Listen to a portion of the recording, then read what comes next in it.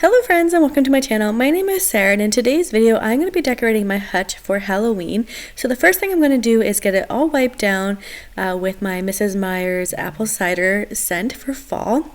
This is actually my favorite scent by Mrs. Meyer's, and honestly I would use it all year round if I could, but I usually just bring it out for the fall time.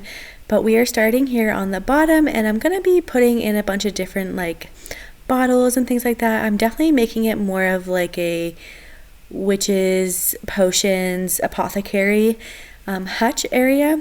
So that's kind of the theme that I'm going with here, and I am just going to put on some music and get decorating. And if there's anything that I can link down in the description box below for you guys, I will do that, because some of my items are thrifted, but there's a lot that is from Amazon or Etsy.